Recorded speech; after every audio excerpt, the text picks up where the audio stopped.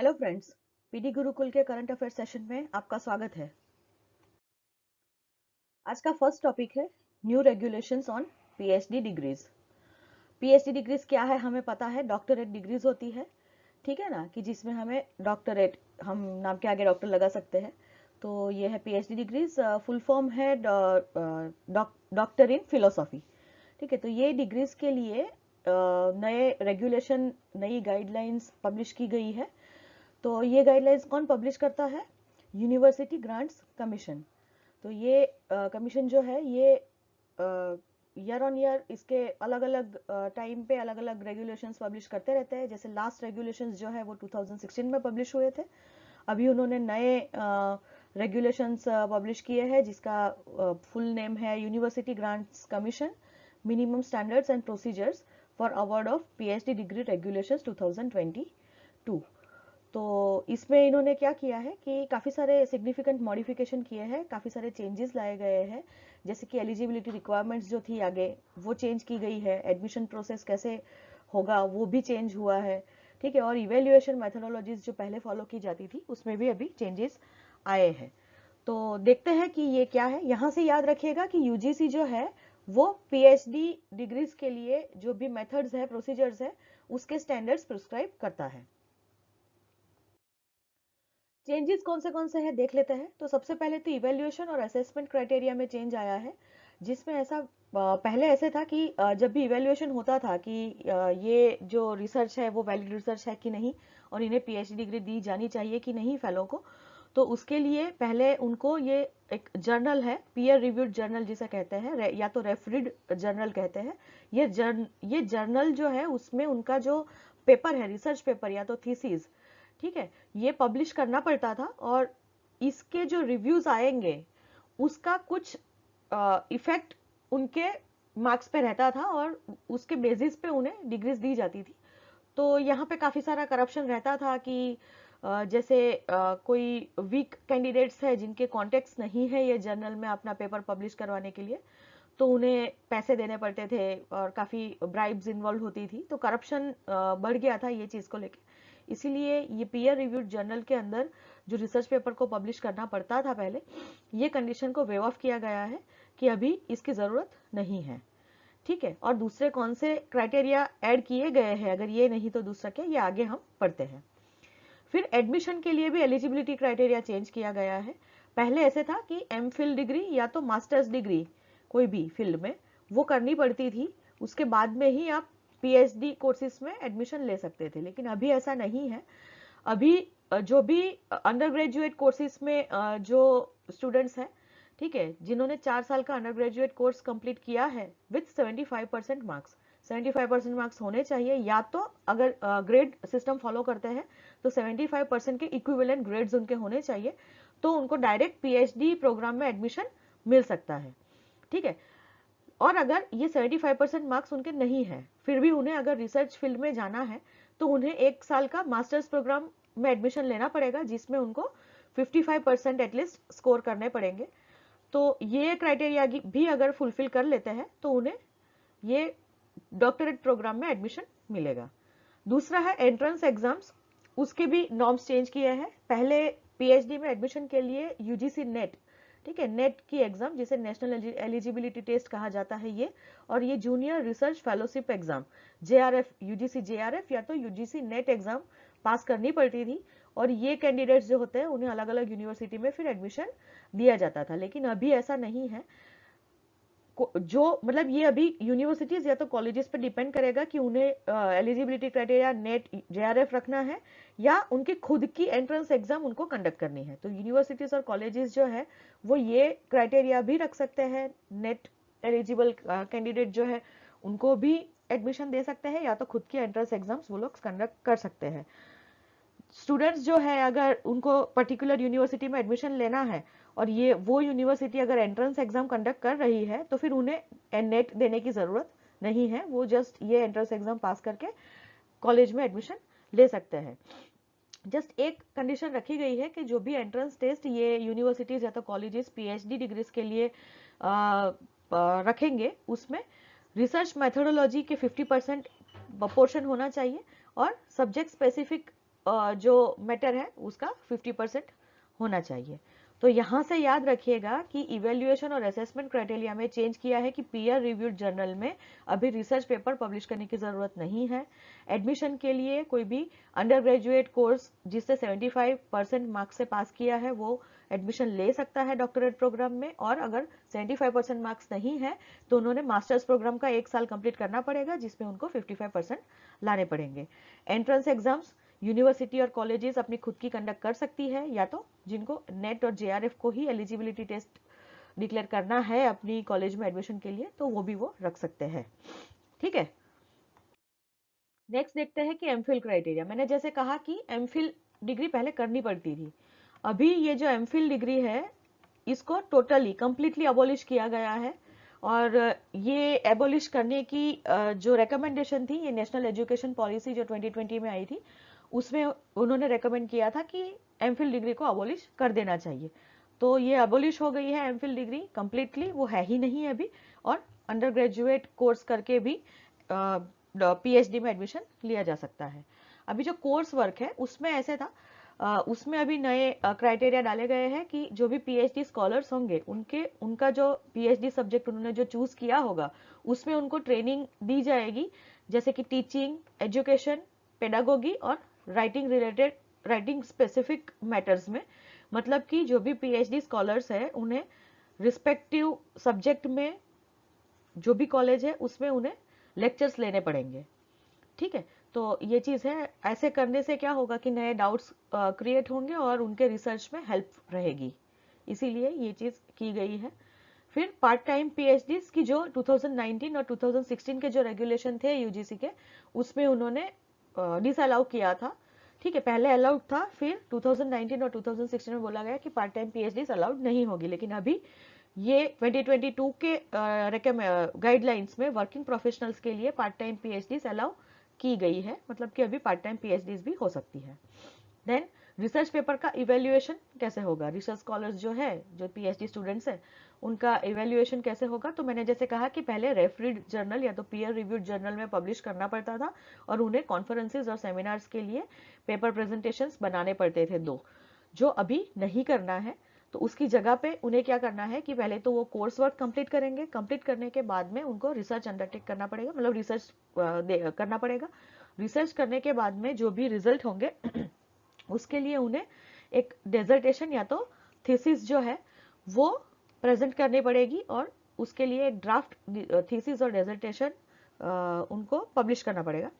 ये जो थीसिस और डेजर्टेशन है वो सबमिट करेंगे, वहां से कॉलेज से उसका इवैल्यूएशन होगा, और अगर ये इवैल्यूएशन सेटिस्फैक्टरी रहा तो फिर उनकी एक पब्लिक ओरल एग्जाम ली जाएगी, पब्लिक के सामने एक ओरल एग्जाम ली जाएगी, और ये ओरल एग्जाम्स के मार्क्स के ऊपर ही उनको पीएचडी डिग्रीज दी जाएगी। तो अभी ये जर्नल में पब्लिश नहीं करना है, उनको जस्ट अपना जो ड्राफ्ट डेजर्टेशन या तो थीसिस है, ठीक है, रिसर्च वर्क के बाद में वो कॉलेज में सबमिट करना है, और वहां पे ही उसका रिव्यू किया जाएगा, उसको इवेल्युएट किया जाएगा, और फिर उनकी पब्लिक ओरल एग्जामिनेशन ली जाएगी। अभी इंटरनेशनल स्टूडेंट्स भी काफ़ी पीएचडी में एडमिशन लेते हैं, तो जो भी यूनिवर्सिटीज और कॉलेजेस होगी उनको ऑटोनॉमी दी गई है कि आप अपने रूल्स बनाइए इस चीज़ के लिए। तो जो भी एडमिशन होंगे इंटरनेशनल पीएचडी स्टूडेंट्स के लिए, उनके रूल्स और रेगुलेशंस जो है वो यूनिवर्सिटी और कॉलेजेस खुद बनाएगी। तो ये सारे चेंजेस किए गए हैं। याद रखिएगा यहाँ से कि एमफिल क्राइटेरिया जो था वो टोटली अबॉलिश कर दिया गया है। कोर्स वर्क के अंदर ये रहेगा कि पीएचडी स्कॉलर्स को लेक्चर्स लेने पड़ेंगे, उन्होंने टीचिंग, एजुकेशन, पेडागोगी और राइटिंग रिलेटेड मैटर्स के अंदर उनको अपना योगदान देना पड़ेगा। पार्ट टाइम पीएचडी अब अलाउ कर दी गई है वर्किंग प्रोफेशनल्स के लिए। और इवैल्यूएशन प्रोसीजर क्या रहेगा, तो उनको कोर्स वर्क कंप्लीट करने के बाद रिसर्च करना पड़ेगा, और रिसर्च करने के बाद उन्हें डेजर्टेशन या थीसिस बनानी पड़ेगी। उसका इवैल्यूएशन कॉलेज या तो यूनिवर्सिटी लेवल पे होगा, और उसके बाद में एक पब्लिक ओरल एग्जामिनेशन ली जाएगी। वो ओरल एग्जामिनेशन में उनको अपनी थीसिस को डिफेंड करना रहेगा। उसके बेसिस पे जो मार्क्स आएंगे उसके बेसिस पे उन्हें पीएचडी डिग्रीज दी जाएगी। ठीक है, नेक्स्ट टॉपिक है global offshore wind alliance. Offshore wind का मतलब क्या है? ठीक है, जैसे कि हमको पता है कि विंड फार्म्स होते हैं, ठीक है ना, wind mills and wind farms हमने देखे हुए हैं। तो विंड फार्म्स जो है वो विंड एनर्जी से इलेक्ट्रिसिटी प्रोड्यूस, पावर जनरेशन के लिए हम यूज करते हैं विंड फार्म्स को। तो ये विंड फार्म्स जो है हम ज्यादातर लैंड्स पे बनाते हैं, अभी तक तो ये देखा गया है। तो लैंड के ऊपर जब भी रहेगा, हम ऐसी जगह चूज करते हैं, ऐसी प्लेसेस चूज करते हैं जहाँ पे विंड स्पीड ज्यादा हो। तो ऐसी जगह पे हम ये विंड फार्म बनाते हैं और उसमें से इलेक्ट्रिसिटी या तो पावर प्रोड्यूस होता है, जो फिर ग्रिड कनेक्टेड होता है और उसे ट्रांसमिशन थ्रू अपने घरों में पहुंचाया जाता है। विंड एनर्जी जो है वो रिन्यूएबल एनर्जी है, तो इसीलिए ये जो अभी अपने वहाँ पे एनर्जी सिक्योरिटी की प्रॉब्लम है, ठीक है, और दूसरा कि climate change due to more utilization of coal, तो ये जो क्लाइमेट चेंज की इफेक्ट है, इन दोनों को ऑफसेट करने में, इन दोनों को कम करने में भी ये विंड पावर जो है वो काफी इम्पोर्टेंट है। तो यहाँ पे देखा गया है कि लैंड के ऊपर जो होगा उसकी जगह पे अगर सीज में या तो ओशंस में हम जाए, तो वहां पे अंडर वाटर मतलब पानी में अगर कोई विंड फार्म हम लगाएंगे, तो वहां पे जो हवा है वो काफी ज्यादा रहती है, ठीक है ना। तो जमीन से यहाँ पे ज्यादा इलेक्ट्रिसिटी प्रोड्यूस होगी, जिसे हम ऑफशोर विंड कहेंगे, शोर से दूर जिसे ऑफशोर कहेंगे, और ऑन शोर मतलब ऑन लैंड, ठीक है। ज्यादातर विंड फार्म्स जो होते हैं वो ऑन शोर होते हैं, सी शोर के पास में होते हैं, बट लैंड्स पे होते हैं। बट अगर ये ऑफशोर रहेंगे, पानी के अंदर हम अगर ऐसे विंड फार्म बनाएंगे, तो उसमें इलेक्ट्रिसिटी ज्यादा प्रोड्यूस होगी। तो इसके लिए एक ग्लोबल एफर्ट है, कोई ग्लोबल अलायंस बना गया है जिसे गोवा कहते हैं, global offshore wind alliance. News में क्यों है? क्योंकि अभी 9 कंट्रीज है जिन्होंने अभी ये अलायंस को ज्वाइन किया है, ठीक है। और ये गोवा का काम क्या है कि ये rapid ramp up of offshore wind power को जल्दी से जल्दी बढ़ाना, जिससे कि क्लाइमेट चेंज और एनर्जी सिक्योरिटी के जो क्राइसिस है उसे हम कम कर पाए। ये जो गोवा है, ये 2 इंस्टीट्यूशंस है, उन्होंने स्टार्ट किया है। तो यह है international renewable energy agency Irena, और दूसरा है ग्लोबल विंड एनर्जी काउंसिल। ये दोनों ने मिलके गोवा को इनिशिएट किया है, बनाया है। और इसमें ऐसा है कि जो ऑफशोर विंड पावर है उसके डिप्लॉयमेंट के लिए ये alliance governments, private sector, international organization और दूसरे स्टेक होल्डर्स को करीब लाता है, ठीक है। उन लोगों को एक प्लेटफॉर्म पे लाता है जिसकी वजह से ज्यादातर ऑफशोर विंड पावर प्रोड्यूस हो। अच्छा, हमने देख लिया कि ऑफशोर विंड एनर्जी क्या है, कि जो विंड फार्म्स पानी वाटर बॉडीज में रहेंगे, यूजुअली सी या तो ओशंस के अंदर, उसे हम ऑफशोर विंड पावर प्लांट कहेंगे, ठीक है। और वहां पे विंड स्पीड हायर रहेगी कंपेयर टू लैंड। याद रखिएगा, गोवा ये ऑफशोर विंड पावर को बढ़ाने के लिए, ऑफशोर विंड एनर्जी ज़्यादा जनरेट हो, ज़्यादा ऑफशोर विंड फार्म्स एस्टेब्लिश किए जाए, इसके लिए ये एक अलायंस है जिसको इंटरनेशनल रिन्यूएबल एनर्जी एजेंसी और ग्लोबल विंड एनर्जी काउंसिल ने इनिशिएट किया है। ऐसे वर्क करता है कि विंड टरबाइन जो है ये यहाँ तक पानी है, तो इसके अंदर ही एक विंड टरबाइन, मतलब ज़्यादातर से सीरीज में विंड टरबाइंस लगाए जाएंगे अलग अलग जगह पे। और ये विंड टरबाइंस जो है उसको एक ऑफशोर सबस्टेशन, मतलब ये पानी में ही ये सबस्टेशन रहेगा, उसको केबल्स के थ्रू कनेक्ट किया जाएगा। जो भी इलेक्ट्रिसिटी प्रोड्यूस होगी वो यहाँ से पास होके ये ऑफशोर सबस्टेशन में जाएगी, फिर वहां से एक लैंड बेस्ड सबस्टेशन होगा जिसे हम ऑनशोर सबस्टेशन कहेंगे, उसमें जाएगी, और वहां से फिर हम ग्रिड में कनेक्ट करके उसका ट्रांसमिशन करेंगे और घर तक पहुंचाएंगे।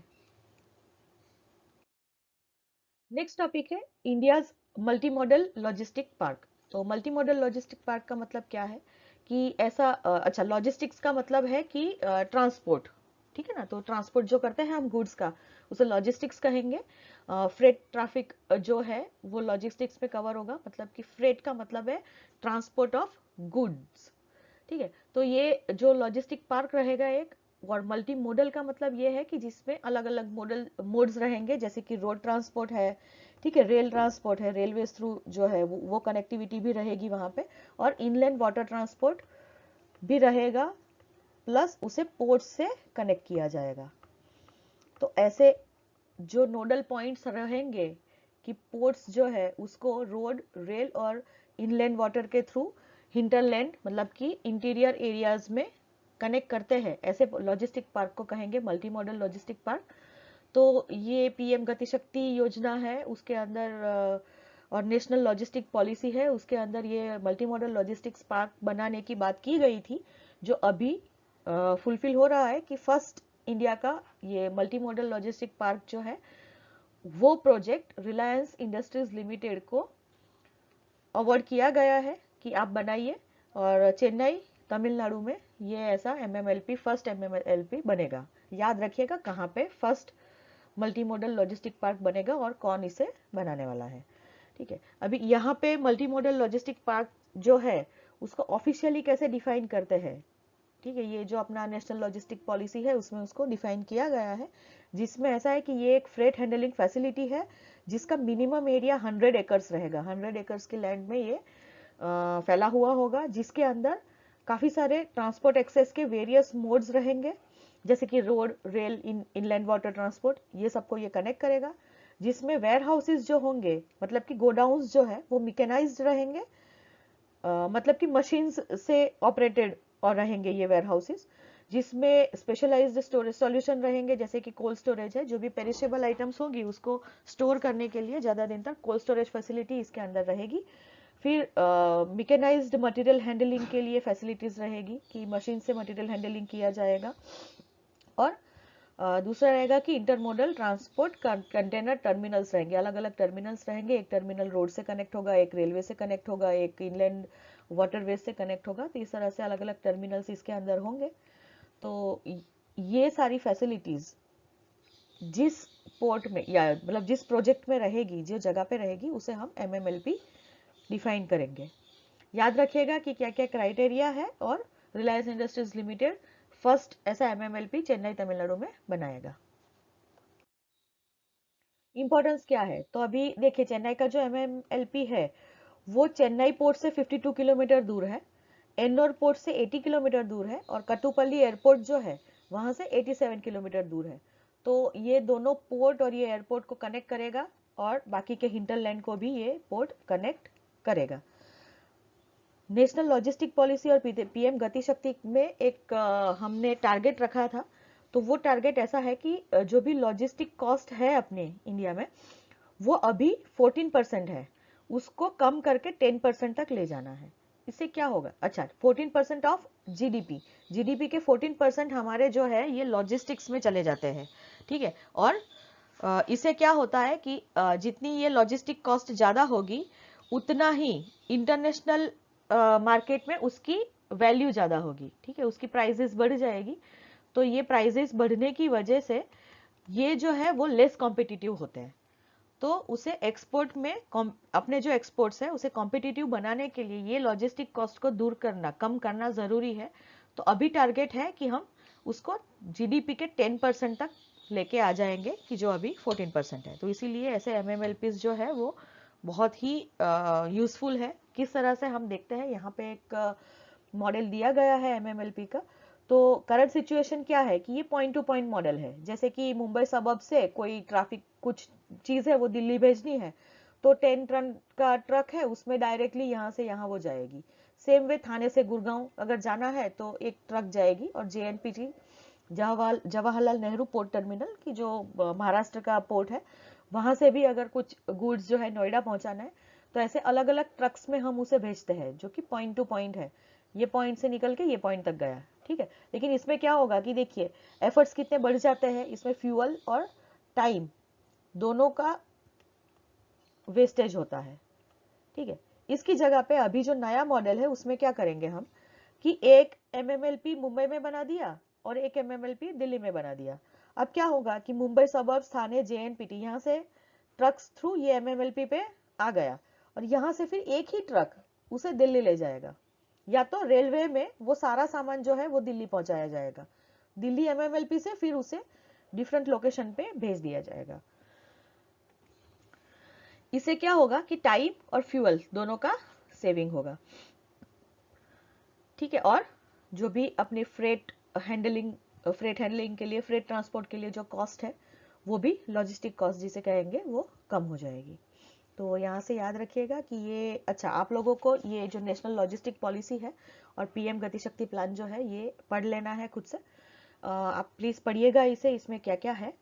और याद रखिएगा यहाँ से ये चीज़ कि अपना टारगेट क्या है कि जो भी लॉजिस्टिक कॉस्ट है इंडिया में जो जीडीपी के 14% है उसको हमें जीडीपी के 10% तक कम करना है।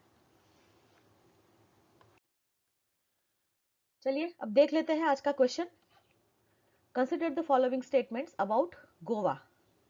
First statement is, it is initiated by the International Renewable Energy Agency and the Global Wind Energy Council. Second statement is, it is established to accelerate the development of onshore wind power capacity around the globe. Which of the above statements is or are correct? सोचिए इसका answer क्या होगा।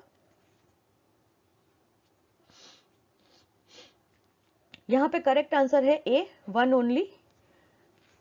ये गोवा जो है ये सही में इंटरनेशनल रिन्यूएबल एनर्जी एजेंसी और ग्लोबल विंड एनर्जी काउंसिल ने एस्टेब्लिश किया है, इनिशिएट किया है। और ये ऑनशोर विंड पावर के लिए नहीं है, ये offshore wind power capacity develop करने के लिए है। तो ये याद रखिएगा, ऐसे छोटे छोटे एक ही सेंटेंस, एक ही वर्ड की वजह से सेंटेंस गलत हो सकता है, तो याद रखिएगा। अभी आज के लिए इतना ही, फिर मिलेंगे। Thank you.